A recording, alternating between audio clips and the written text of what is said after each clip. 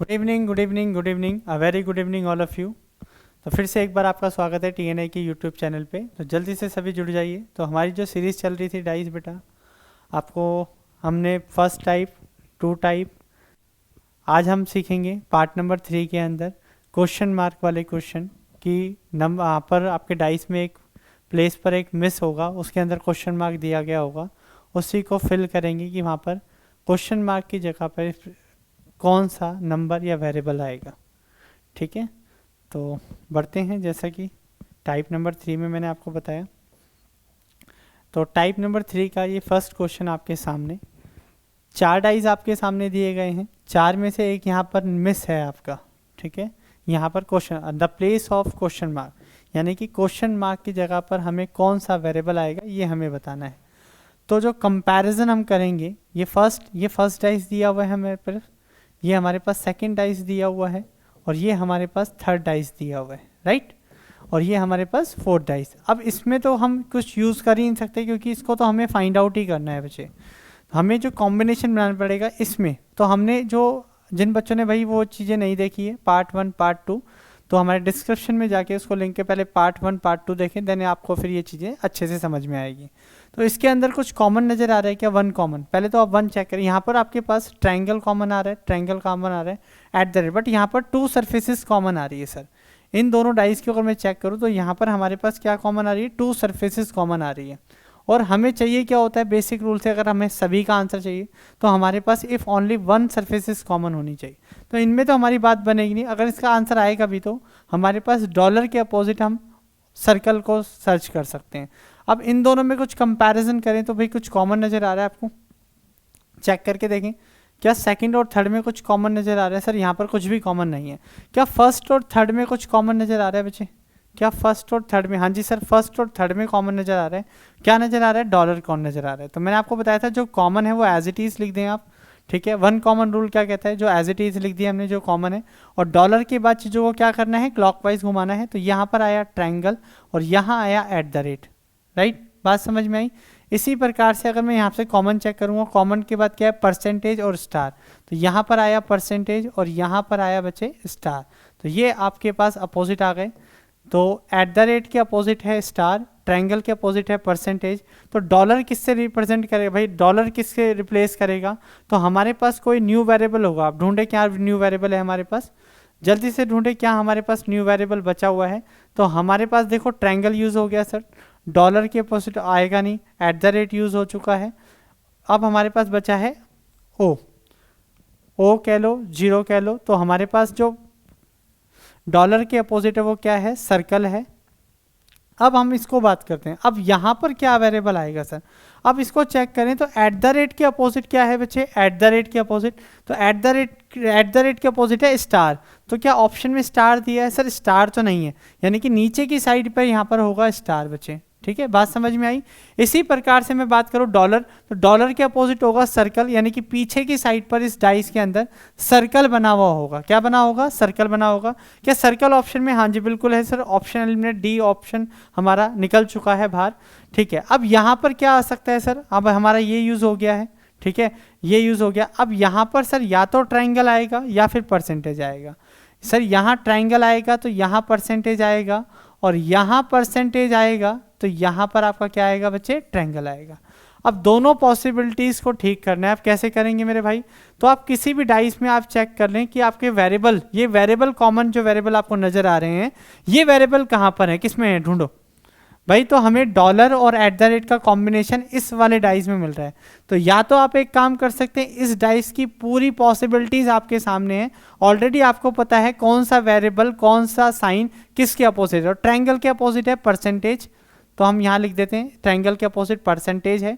Dollar के opposite क्या है? डॉलर के अपोजिट सर्कल है। इसी प्रकार से डॉलर के अपोजिट सर्कल है, तो एट द रेट के अपोजिट स्टार है। तो मैंने इस डाइस को पूरा प्रॉपर मैंने बना लिया।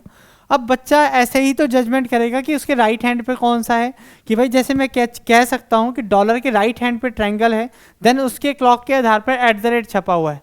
तो ये सीक्वेंस कहीं पे भी किसी भी डाइस में मिलेगा तो मुझे इसी सीक्वेंस के आधार पर मिलेगा। तो हम अगर आप चेक करें बेटा यहाँ पर कि $, ट्रायंगल का जो सीक्वेंस हमें दिया हुआ है, ये बात ध्यान से सुनना बच्चे, $, और ट्रायंगल का जो सीक्वेंस दिया हुआ है वो क्लॉकवाइज है, और ये किसी भी डाइस में हमें नजर आएंगे तो ये क्लॉकवाइज ही नजर आएंगे, बशर्ते वो सीधा होना चाहिए। तो $, और ट्रायंगल, ध्यान दीजिएगा मैं क्या बोल रहा हूँ, $, और ट्रायंगल। तो $, और ट्रायंगल बन सकती है क्या बात? नहीं, $, और ट्रायंगल। अब आप मुझे बताएं $, ट्रायंगल यहाँ आएगा या $, ट्रायंगल यहाँ आएगा? अगर $, ट्रायंगल यहाँ लिखता हूँ तो ये जो सीक्वेंस है बच्चे ये कैसा है? एंटी क्लॉकवाइज है, वार्मावत दिशा में दिया गया है। बट जो हमारे पास $, का जो सीक्वेंस दिया हुआ था, $, ट्रायंगल का जो सीक्वेंस है वो दक्षिणावर्त में दिया हुआ है, क्लॉकवाइज डायरेक्शन में दिया हुआ है। तो हमारे पास पीछे क्या आएगा? ट्रायंगल। तो आगे क्या आएगा? परसेंटेज। तो right answer is B option. तो ये भी हमारा बाहर जाता है। बात समझ में आई? क्लियर है सबको? तो किसी भी डाइस को आप पूरा प्रॉपर बना लीजिए, उसके बाद आप इसको डील कर सकते हैं। ठीक है, तो बढ़ते हैं नेक्स्ट क्वेश्चन की ओर। तो आज मैं आपके पास जो वैरायटी लेके आया हूँ यही वाली आपकी वैरायटी। क्वेश्चन मार्क, कई बच्चों को यहाँ पर डाउट रहता है कि भाई ये डील कैसे होंगे। ठीक है, तो अब वापस से ये क्वेश्चन, कंपैरिजन जो होगा वो इन दोनों डाइस में होगा। क्या आपके पास कुछ कॉमन नजर आ रहा है? सर हमारे पास जो कॉमन वेरिएबल है वो है 2, तो वेरिएबल हमने लिख लिया 2। 2 के बाद क्या दिया हुआ है सर? यहाँ पर दिया है 3, और 3 के बाद दिया है 5। इसी प्रकार से इसके अंदर जो कॉमन वैल्यू है इससे हम क्लॉकवाइज घुमाएंगे, तो 2 के बाद दिया है हमें 6, और 6 के बाद क्या दिया है? 1। तो ये हमारे आ गए बच्चे अपोजिट। अब आप चेक करें, 5 का अपोजिट 1 है, 3 का 6 है, तो 2 का अपोजिट क्या बचेगा? तो अकॉर्डिंग टू सीक्वेंस हमारे पास 1 हो गया, 2 हो गया, 3 हो गया, 4 मिस है, तो यहाँ पर बनेगा 4। 2 का अपोजिट क्या बनेगा बच्चे? 4 बनेगा। अब 2 का अपोजिट 4 बनेगा, यानी कि नीचे की साइड 4 आएगा सर। भाई 2 का अपोजिट 4 है तो नीचे की नीचे बॉटम पे कौन सा आएगा? 4 आएगा, तो ऑप्शन गया बाहर, ऑप्शन एलिमिनेट ट्रिक के साथ। 3 अपोजिट है किसका सर? 6 का, यानी कि 3 के विपरीत यहाँ पर मुझे 6 नजर आएगा। क्या ऑप्शन में 6 भी दिया है? हाँ जी सर, ये भी गया।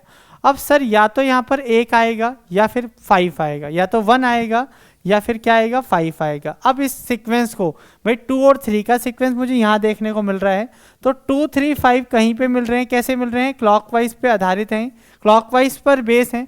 2 के राइट हैंड पे 3, 3 के राइट हैंड पे 5, यानी कि 2, 3, 5 का कहीं पे भी अगर सीक्वेंस हमें नजर आता है तो वो कैसे नजर आएगा? क्लॉकवाइज पर नजर आएगा। तो 2, 3, 5, अब मेरी बात ध्यान से सुनना, 2, 3, 5 यहाँ पर लिखा जाए या 2, 3, 5 यहाँ लिखा जाए, आप बताएं बेटा। क्लॉकवाइज डायरेक्शन में मूव करनी, तो क्लॉकवाइज कौन सा है? दिस वन या दिस वन? तो भाई 2, 3, 5 का जो सीक्वेंस है सर पीछे की तरफ 5 आएगा, तो फ्रंट साइड पर हमें पूछा था कि यहाँ पर कौन सा वेरिएबल आएगा? Is this 1? तो right answer is B option. 5 भी हमारा ऑप्शन निकल चुका है बाहर। ठीक है, तो बढ़ते हैं आगे, समय खराब ना करते हुए नेक्स्ट क्वेश्चन की ओर। तो ये क्वेश्चन आपके सामने एक और वैरायटी इसी की।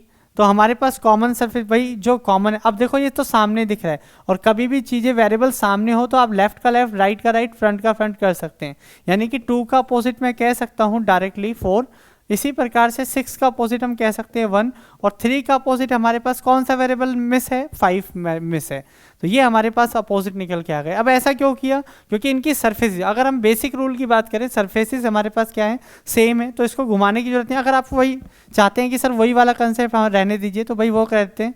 3 के बाद क्या है? 6 और 2, 3 के बाद क्या है बच्चे? 1 और 4, तो आंसर बिल्कुल वैसा ही रहेगा, बिल्कुल उसमें कोई चेंज नहीं आने वाला। तो 3 रिप्लेस करेगा किससे? 5 के साथ। तो 2 का 4, 2 का 4, 1 का 6, 1 का 6, तो 3 का 5, 3 का 5। अब 4 के अपोजिट कौन सा वेरिएबल है सर? नीचे की तरफ आएगा 2, ऑप्शन में ढूंढे हैं, ये गया बाहर सर। अब 5 के अपोजिट क्या दिया हुआ है? 3, यानी कि यहाँ पर 3 दिया होगा सर, ऑप्शन गया है, ये भी बाहर। अब हमारे पास सर या तो 1 आएगा या फिर हमारे पास 4 आएगा। अब क्या 4 आ सकता है अकॉर्डिंग टू ऑप्शन? देखें भाई 4 तो ऑलरेडी सामने दिया हुआ है, बहुत ध्यान से देखें, तो 4 तो ऑलरेडी दिया, राइट आंसर इज 1। तो कई बार स्मार्ट तरीका भी आप लगा सकते हैं, सीधा ऑप्शन के अकॉर्डिंग तो काम हम क्या लगाएंगे? 1 लगाएंगे।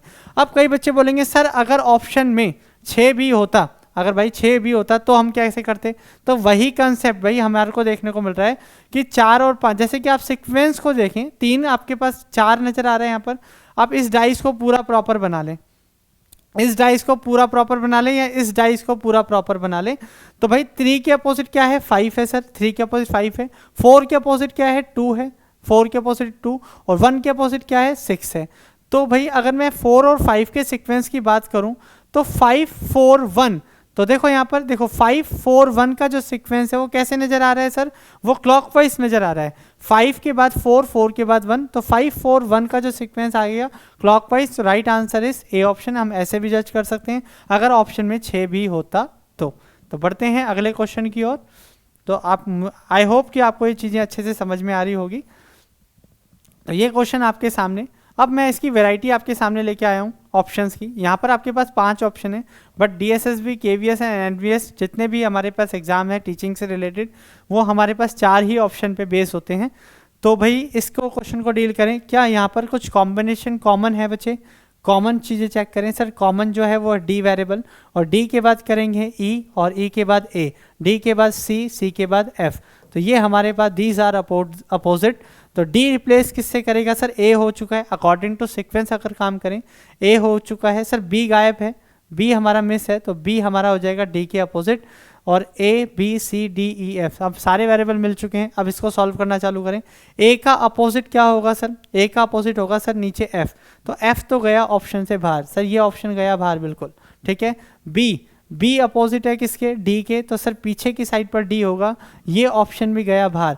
अब या तो सर यहाँ पर ई आएगा या फिर सी आएगा। अब कई बच्चे ऐसा लगा देते हैं जिनके बारे में जानकारी नहीं है, ये ऑप्शन लगा दिया, जो कि बिल्कुल गलत होगा। हमें एक चीज़ों को फिक्स करना पड़ेगा।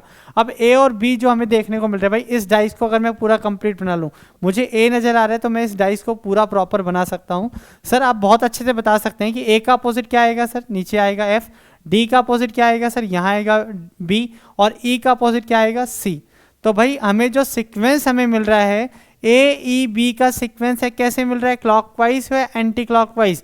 तो हमें मिल रहा है क्लॉकवाइज। तो ए ई बी, तो बेटा ए ई बी, तो यहाँ पर अगर मैं ई प्लेस करता हूँ, भाई ई को अगर हम यहाँ डालते हैं तो ए ई बी का जो सीक्वेंस है क्लॉकवाइज, ए ई बी का जो सीक्वेंस है क्लॉकवाइज। तो राइट आंसर जो हमारा बनेगा बच्चे, वो हमारे पास क्या बनेगा बच्चे? ई बनेगा। तो ये आप हमारा जो आंसर रहेगा वो क्या रहेगा? ई रहेगा। बात समझ में आ गई आपको? क्लियर है? तो ई और सी में से जो वेरिएबल जो हम कंफर्म कर रहे हैं वो इस तरीके से, इस टेक्निक से आप बहुत ही प्यार से सॉल्व कर सकते हैं, ठीक है। तो क्वेश्चन मार्क का कंसेप्ट आई होप कि आपके पास प्रॉपर क्लियर हो गया होगा। तो आप बात करते हैं अगली टाइप की, जो हमने बताया था लैंग्वेज बेस्ड जो क्वेश्चंस होते हैं, जो कई बार लैंग्वेज पे आधारित होते हैं। कैसे क्वेश्चन दिया हुआ है? क्वेश्चन में दिया हुआ है यदि 3 6 के विपरीत है तो 5 के विपरीत क्या होगा। उसने पहले ही मेंशन कर दिया कि 3 अपोजिट है किसके? 6 के, तो 5 के अपोजिट क्या होगा, ये क्वेश्चन आपसे पूछ रहा है। तो भाई उसने ऑलरेडी, अब यहाँ पर हमारे पास कॉमन अगर चेक करने बैठे तो यहाँ पर कुछ भी कॉमन नहीं है, ना तो 1 है ना ही 2 है, और हमारे पास है नो कॉमन ट्रिक। अब नो कॉमन में हम बता तो सकते नहीं, बट उसने पहले ही हमारे हाथ बांध दिए कि 3 के विपरीत हमें क्या रखना है? 6 रखना है। तो एक मैनुअली तरीका तो ये है भाई, 3 के विपरीत 6, यानी कि 6 के विपरीत क्या होगा बेटा? 3। अब हम इसको, अब हमारे पास अगर मैं देखूं इस सरफेस को देखूं, इस दोनों डाइस को देखूं, तो हमारे पास कॉमन क्या नजर आ रहा है सर? अब हमें कॉमन नजर आ रहा है 3, क्योंकि उसने ऑलरेडी बता रखा है कि 6 के विपरीत कौन सा नंबर होगा? 3। तो हमारे पास जो कॉमन आ रहा है भाई, 3 के अपोजिट क्या है? 6। अब वही तरीका जो हमें कॉमन मिल गया उससे हमें क्या करना है? क्लॉकवाइज घुमाना है। 3 के बाद क्या दिया हुआ है बच्चे? 5 और 2। 3 के बाद क्या दिया है बेटा? 4 और 1। तो ये हमारे पास आ गए अपोजिट, तो ये डायरेक्टली आंसर। तो ये है हमारा मैनुअल तरीका। मैनुअली तरीका आपको कहीं देखने को नहीं मिलने वाला, आप पूरा यूट्यूब छान लेना। अब इसकी टेक्निक क्या है भाई? टेक्निक क्या कर सकते हैं भाई? जो अपोजिट है वो एज इट इज लिख दें, और दोनों डाइस को क्या करना है बच्चे? इस बार हम पहले क्लॉकवाइज घुमाते थे दोनों को, बट इस बार एक को घुमाना है क्लॉकवाइज और एक को घुमाना है एंटी क्लॉकवाइज। तो इसको घुमाएंगे हम 3 5 2 हमारे पास, और 6 से, क्योंकि 3 का अपोजिट क्या दिया हुआ? 6 से, और 6 से हम करेंगे एंटी क्लॉकवाइज काम, तो 6 का 4 और 1। तो ये आ गया हमारा डायरेक्टली आंसर। तो लैंग्वेज बेस्ड क्वेश्चन में आप इस तरीके से काम कर सकते हैं। देखो 5 का 4, यहाँ पर भी 5 का 4, 1 का 2, 1 का 2, 3 का 6, 3 का 6। तो ये है हमारा ट्रिक वाला काम, ये है हमारा बच्चे ट्रिक का काम, और ये है हमारा मैनुअली काम, ठीक है। ये हमने क्या किया है? मैनुअली काम किया है बच्चे, ये हमने मैनुअली काम किया है बच्चे, ठीक है। बात समझ में आई? क्लियर है? इसी प्रकार से वो कई बार क्वेश्चन को आपको दे देगा भाई ये इसके अपोजिट है, एक्स अपोजिट है वाई के, तो बाकी के वेरिएबल बताएं कि क्या अपोजिट, तो आप इसको या तो मैन्युअली आप चेक कर सकते हैं, जैसा कि ये क्लॉकवाइज और एंटी क्लॉकवाइज वाला सिस्टम है, आप बहुत ही अच्छे से सीख गए होंगे। ठीक है, तो बढ़ते हैं, अब मिलते हैं आपसे नेक्स्ट वीडियो में, तब हम बात करेंगे इसके ओपन डाइस के लिए, ओपन डाइस करेंगे। ठीक है, ठीक है, चलो bye bye, take care and love you all, thank you, thank you.